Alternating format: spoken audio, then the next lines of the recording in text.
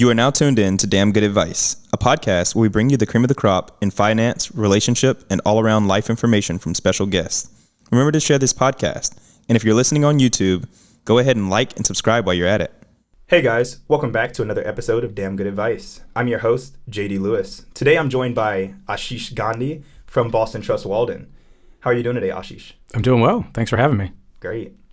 Before we get started here, I just want to say that my comments today solely reflect my views and do not necessarily reflect the opinions or views of Boston Trust Walden Company or its affiliates. Fantastic. All right. Well, let's jump right in. How about you start off by telling us a little bit about yourself? Yeah, sure. So, you want to start at the very beginning? Yeah. Start as early kindergarten? as you want, man. It's up to you. Kindergarten. Here's the story. So my parents immigrated to the U.S., to Chicago, Illinois specifically. Where were they coming from? From India. Oh. From northwest part of India, a state called Gujarat. Oh. They immigrated in the late 70s. Yeah. And then I was born in 1979, not to date myself here, and grew up in Chicago. I spent the majority of my life in Chicago and the Midwest in general. Yeah. Went to school there, attended Drake University in Des Moines, Iowa. Started my career at a consulting firm based in Chicago. Cool. And then I've now been in Boston for the last, I think, 9 years, officially this month. Oh, wow. Actually, so 9-year anniversary, time flies. Did you start your family here in Boston too? I did. Yeah. I actually moved to this great city for love. I met who is now my wife while I was here on business. That's crazy. So that's actually one thing that I noticed about Mass. Like in general, it seems like there's so many people here who are like in dedicated, like committed relationships, right? Yeah, I think it's a great place to meet people.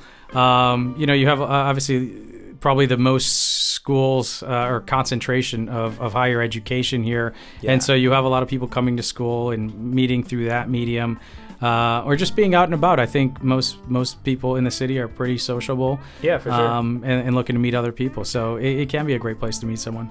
Cool. So what was your story like? Like, how'd you meet the one? So how did I meet the one? So it was in the lobby of the Liberty Hotel. Oh, okay. That's here in the city. Thursday nights, they have a social hour. They have a fashion show. And so I was visiting Boston on business. Yeah. I was slated to present at a conference that wasn't starting till the weekend. And I recall this, it was a Thursday, and I had a friend who was doing his fellowship at Leahy Clinic and suggested that, we go out for drinks and catch up at the Liberty Hotel.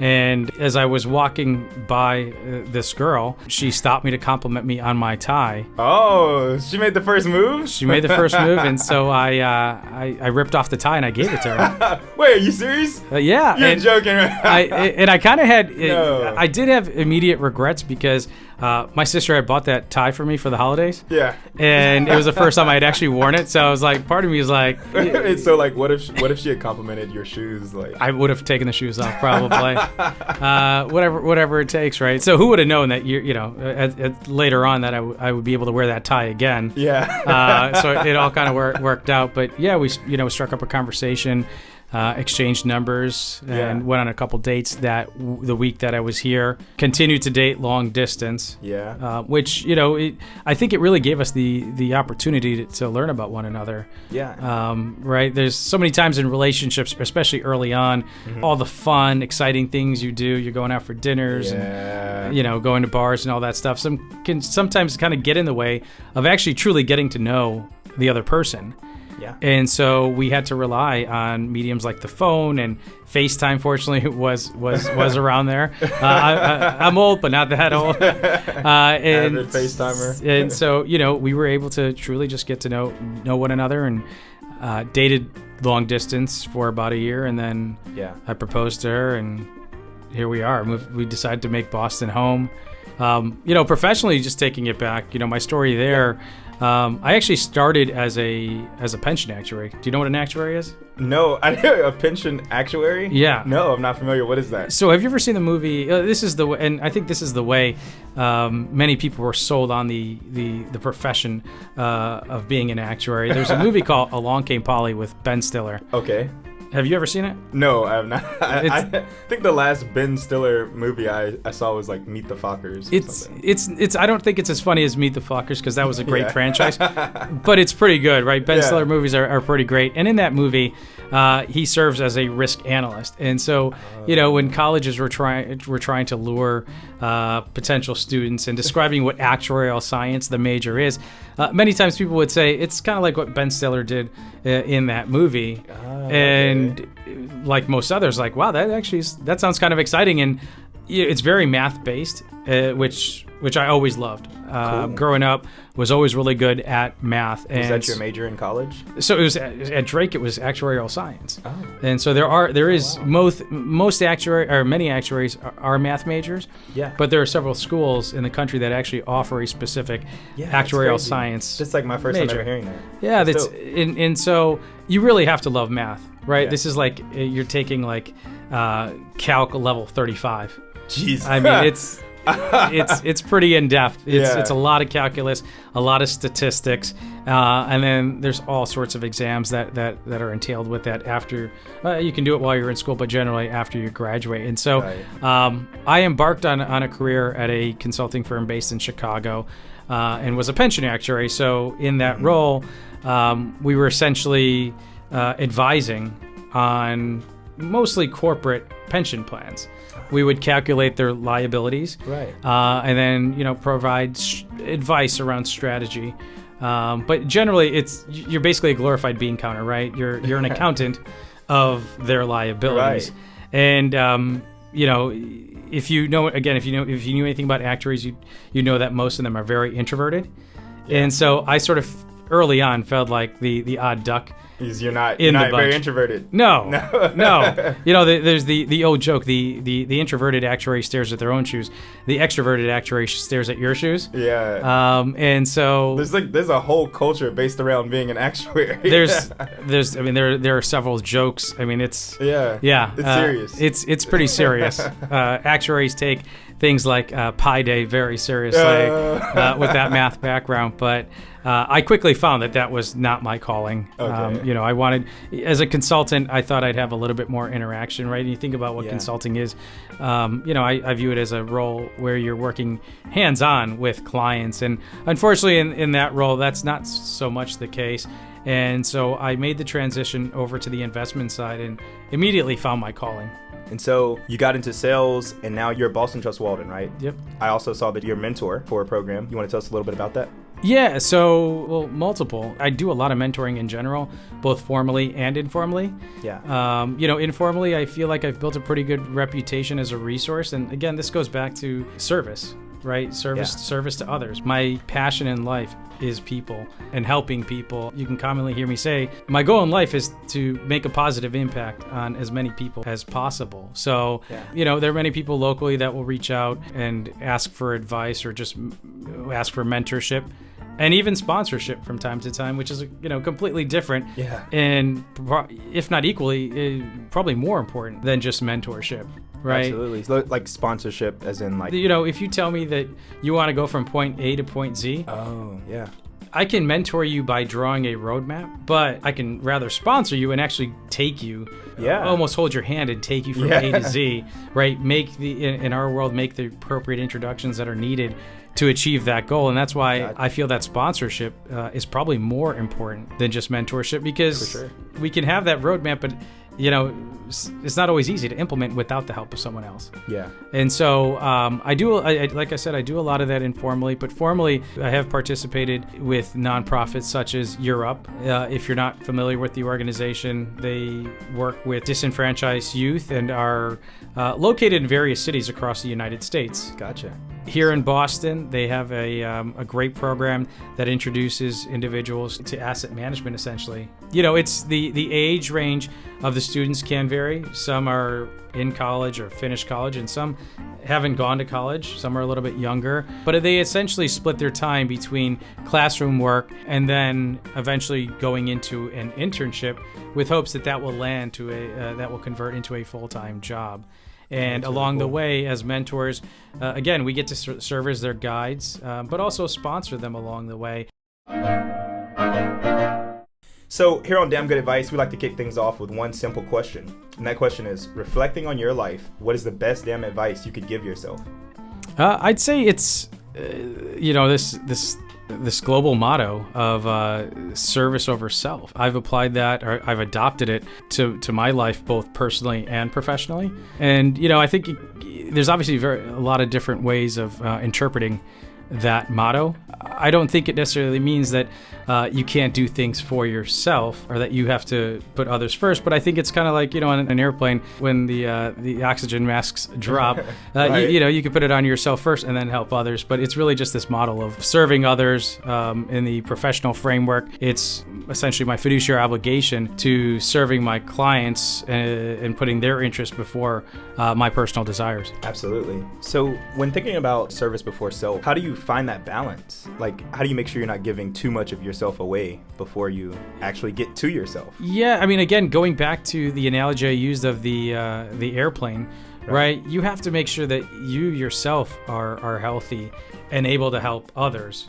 Yeah. Because if you don't do that, as you just pointed out, you yourself there can be repercussions. Yeah, you'll crumble. To yourself. You have to be 100% of yourself, in my opinion, to give that 100% or more to others. So it is important to stay healthy physically, mentally, making sure that, you're not neglecting your own ambitions. Yeah. But at the same time, again, helping others, serving others in any way you can, because at the end of the day, I think the goal is to serve the quote unquote whole. I'd say I think service and self are more inclusive than exclusive. I've seen the two tenets described as essentially two sides of the same coin. Yeah. And that's what I believe. Is this like a personal life philosophy that you would say you live by for the most part? I mean, my last name is Gandhi, so yeah.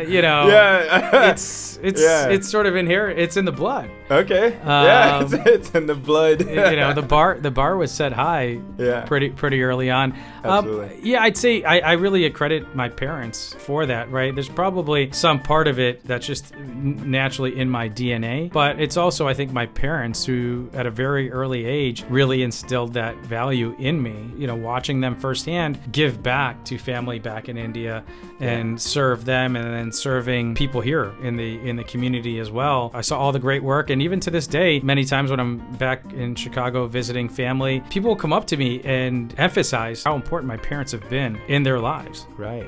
What kind of impact they've truly made, and that the fact that they wouldn't be where they are today without the help of my parents. So that's incredible. They've certainly led by example. Yeah. When I think about your country, where you come from, it's definitely more of a collectivist country than the U.S. And so you have this philosophy of service. How difficult has it been to essentially keep up with that idea of service in a more individualistic country? I would say I, quote unquote, avoid the noise. Yeah. Right? In that situation, I have to essentially not go with the masses. And I feel like you see more and more of that in society today. Yeah. The theme of separation is something that does dishearten me, because at the end of the day, as I said, we're all working towards the whole. Not to throw out too many of these adages, but like with children, it does take a village. Yeah. And we need to be working together. So I'm just trying to do my part. If others want to adopt more of a me mentality, yeah, I can't change them, but as I said, I can do my part in society and certainly adopt the we mentality, which is what I've tried to do. Well, it's definitely safe to say you're doing your part and probably many others' part as well. So we appreciate you. I think, it's, again, when you do that, you are, like my parents, leading by example. And many times that can be really infectious. Yeah. Is that kind of what you're hoping also translates over to the youth that you're servicing, right? I'd say it's more of an implicit, more of an implicit goal, right? I'm not trying to, in no way shoving anything down anyone's throat. I think, everyone... Right. Everyone should be themselves and do what is best for them or what fits them. But yeah, I think it can be infectious. People have come up to me and they've seen some work I'm doing or asked about some of the nonprofits I participate in and want to find ways that they themselves get involved in. And they were not aware that some of these things existed previously. By seeing me participate, it was brought to their attention and they want to get involved. Tell me a little bit more about how you translate this into your professional life. again, I think I mentioned this earlier. I always put the interest of our clients and our partners ahead of my personal desires. And again, that's personally and professionally. One of the things I love most about what I do for a living is that I get to meet so many people. Right. I've been fortunate enough to cover the country now for the better part of the last 10 years. Sweet. And I absolutely love meeting people from all the different geographic regions and learning about the different cultures. I mean, you are the chair of the Diversity, Equity, and Inclusion at Boston Trust Walden, right? I am that as well, yeah. which is an honor for me. But yeah, in my day to day, I get to go out and meet people from all walks of life and get to learn from their perspectives. Also get to find ways that I can help them, right? I think that's always been my approach, I'd say professionally and personally. It seems like you just give so much of yourself away. What's your personal care routine like your self-care for your mental? For me, it's working out. Working out. I absolutely love going to the gym, weightlifting specifically. As I'm getting older, and I understand the importance of cardio, so I do force myself onto the bike or treadmill, or even go for a really long walk. Right. I love weightlifting and going to the gym for actually a few reasons. And I thought about this the other day as I was in the gym. I love that, like, the gym to me represents a place where you have people who are basically going out and trying to achieve their goals. They're not sitting back and waiting to get fit or achieve their personal fitness goals. Regardless of what stage they are in the gym, I give everyone credit because they've taken the initiative to go get out of their house and go into this facility.